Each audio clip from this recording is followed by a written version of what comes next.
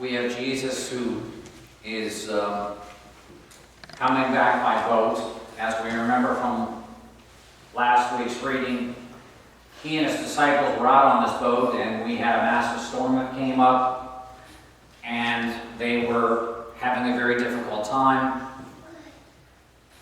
They asked where Jesus was, and they found him asleep in the back of the boat. So they woke him up and said, "Jesus, do you not care that we are perishing?" Hoping that maybe Jesus might lend a hand to get some of the water out of the boat, or at least pull on one of the oars to get them across. Instead, Jesus does what nobody expected. He just stood up and said, "Peace, be still." And the water became like glass, and the clouds departed. And now they are on the other side. And there's a bunch of people waiting for him. And as these people are gathering around, waiting for him to say something, there's an intrusion of this man named Jairus. And we hear that Jairus is a leader in the synagogue. And Jairus falls down at Jesus' feet and says, "Jesus, please come. You must come. My daughter is dying. Lay your hands upon her so that she might be made well." And he repeats himself over and over. I'm sure as any father or mother would do if their child were in that distress. And Jesus looks at him and says, "Let's go." And as Jesus and Jairus and many other people are going along their way, they have another interruption. This woman, who we are told that had been hemorrhaging for 12 years, had told herself that if I but touch just his clothing, I know that I will be made well. And so as the crowds pressed in upon him, it was her chance, and she reached out and she touched him. And it is said immediately she was healed. But at the same time, Jesus knew that his power had gone out from him. And so he said, as many of us have probably either said or heard coming from the back seat of many automobiles, "Who touched me?" And the disciples said, "Jesus, come on. Look at all these people around you. There's 1,000 people that touched you." And so he waited. And this woman came forth because she knew she had to. And she laid face down. And she told him the whole story. Now we have to understand something about this. If we read through Leviticus, the 15th chapter, there is an answer for this woman. And it's an answer that we don't want to hear. It's an answer she didn't want to hear. And it really wasn't an answer. It was basically a prescription, if you will. That if anyone was in that condition, they were considered unclean. They were not to touch anyone else. They were not to speak to anyone else. They were not allowed to go into the temple. They were not allowed to go into the town. Pretty much, they were considered a leper. They just didn't have their own colony. For this woman to do what she did, Jesus could have said, "Stone her." Or he could have used option B, throw her off the cliff.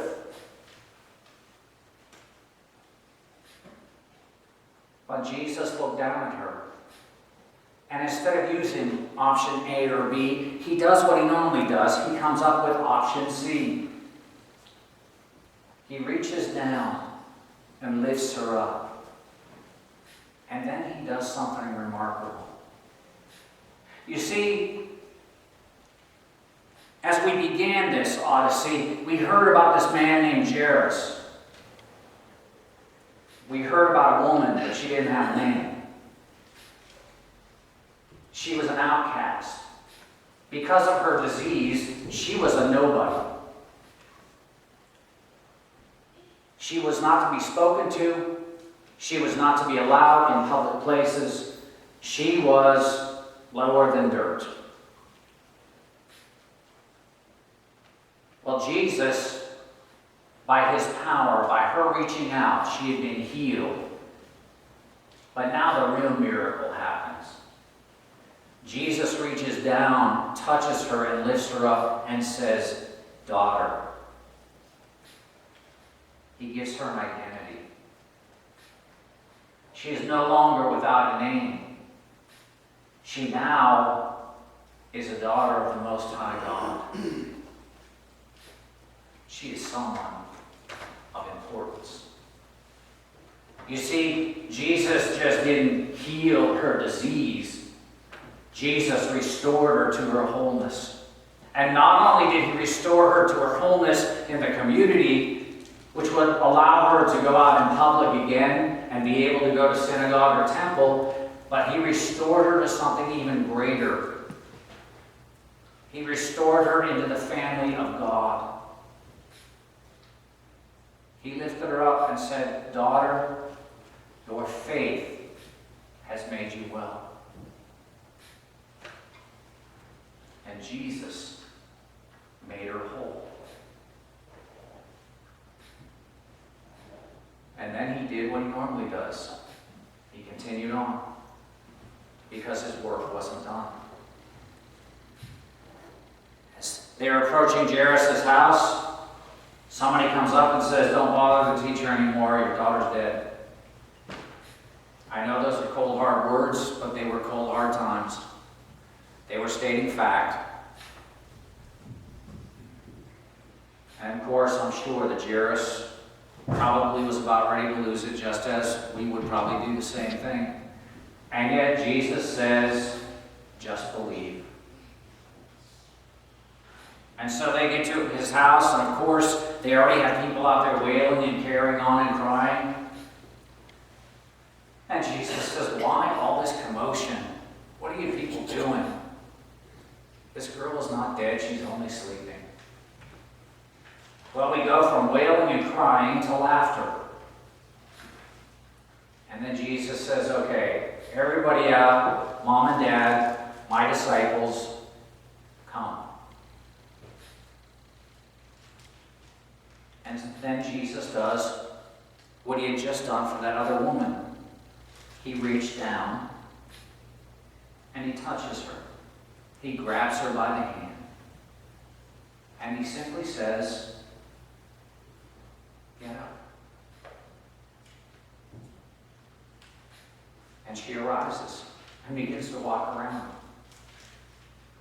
So much so that people are so amazed by it, and he says, "Do not tell anyone." How do you keep that a secret? I'm sure that after Jesus left, when this girl appeared somewhere, somebody had to figure it out. But Jesus, for that time, tells them, "Just keep it quiet." You see, Jairus, being the leader of the synagogue, well, chances are there were a lot of words said at the temple and the synagogue that weren't favorable when they spoke of Jesus. Because Jesus did things that made them uncomfortable. Jesus healed people on the Sabbath. Jesus ate with sinners and prostitutes. Jesus did all these things that, according to their law, was wrong. And Jairus knew that. But this was Jairus' daughter. And I'm sure that Jairus did everything that he was supposed to. I'm sure he did every prayer that he could pray. And I'm sure that he followed all of the laws that needed to be followed so that she might be healed. And yet, she was not healed. And so I would say to you that Jairus was in the same position as this young woman who had been bleeding for 12 years. They were desperate. They were beyond desperation. They had both tried everything they possibly could. The woman had spent all of her money on doctors, and she'd only gotten worse. And this had gone on for years and years and years. And Jairus had done everything prescribed by the law so that his daughter may be healed, and she only got worse and worse and worse. And so they figured Jesus might just be the answer. And so they took that leap of faith, not knowing what would happen. But they were willing to give it a try. That woman was willing to go through possibly even death for touching a male in her condition. And Jairus was willing to be ostracized and maybe even thrown out of the synagogue for coming to Jesus and asking for healing upon his daughter. But they were both willing to risk it all, hoping that Jesus could heal him. And so God in Jesus does that. He reaches down to both of these people. And not only does he heal, but he restores them. Now, healing and restoration are something a little bit different. I used this story when I was at Trinity, but I think it kind of highlights something about the difference. We had 2 apple trees in my parents' backyard, and we used to climb them, 15, 20 of us at a time. They were pretty good-sized apple trees, 40 feet up at the tallest. And when you're young and stupid, you challenge each other to do things. And when my little brother was up there, well, I can't say for sure, but he may or may not have been pushed. The branch may or may not have been shaking, but he fell. And he landed on his back. And we heard a really ugly noise. We don't know to this day how he did it. He ended up breaking his arm. His arm was on top of him. But when he sat up, being children like we normally are, it's like, hey, suck it up, buttercup, let's go. But when he put his arm up like this section and this section must have broken because it just kind of like hung down here. We knew at that point we were in trouble. So I lost. I had to take him up to my parents. My parents took him into the hospital. He spent the night in the hospital. They had to put his arm on ice. And then they had to set him in the cast and do all kinds of things. And eventually his arm healed. But he never climbed a tree again. You see, you can be healed, but not restored. And that's the difference. Jesus not only heals, but he restores. You see, there are plenty of times in our lives when we say, God, I'm in trouble, I need, and then we will give him that list. Or God, I really am hurting physically or mentally. Please help me. And people ask in our prayer petitions, they ask us to pray for those who are hurting. And yes, I always ask for healing, but I also ask for restoration because restoration, I believe, is the most important part. Because sometimes the healing doesn't always happen here in this world. Sometimes it does, sometimes it doesn't. But that restoration to wholeness can take place in the here and now, and most assuredly takes place in God's kingdom. So we can be healed and we can be restored. And so it's very important for us to ask for the right things. Not just, God, I need, but God, heal me and restore me. Heal me of whatever pain or whatever it is that I'm going through, but also restore me, Father. For I remember in my baptism, I was called your beloved child.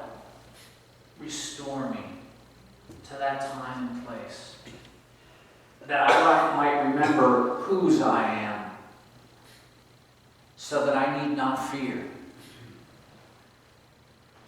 You see, that was Jesus' message, wasn't it? Whether they were out on the lake in that boat, or whether this woman was there on her hands and knees in front of Jesus, or whether Jairus was walking to the house, it was the same thing. Do not be afraid. Well, why shouldn't we be afraid? Well, because God is here. God is with us. And if God is with us, there is nothing too great that He can't overcome. And if God is with us, and if we seek not only healing but restoration, then we shall find it.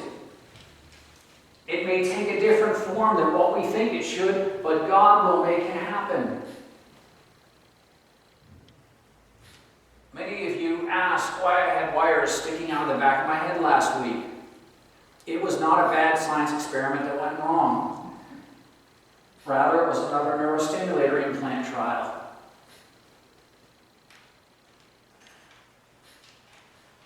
I needed that to see if it would help some of the pain.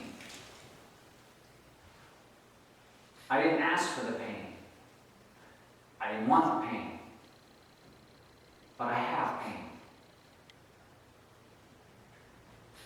And I've asked God over all these years to heal me and to restore me. Well, He hasn't listened so well, according to my plan anyway. But thankfully not. Because if He would have healed me the way I wanted to be healed, then I would not be the person that I am now. I would not be able to understand that people can look okay on the outside, but carry with them such pain that only they can understand. If God would have healed me the way I wanted Him to heal me, I probably would not be here, because I would have gone on to other things. But God chose not only to heal me in His own way, but to restore me, more importantly, to Him. To remind me of whose I was. That yes, I was His blessed child, even though I didn't act that way.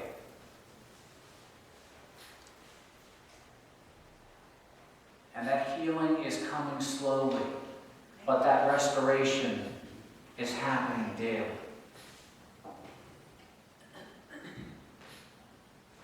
And sometimes that's just the way it goes. But Jesus tells us to trust, to believe. And if you do, your faith shall make you well. And if you believe and trust, God will restore you to wholeness. It may not happen right away. It may not happen in this lifetime. But God promises it'll happen. And that's good enough for me.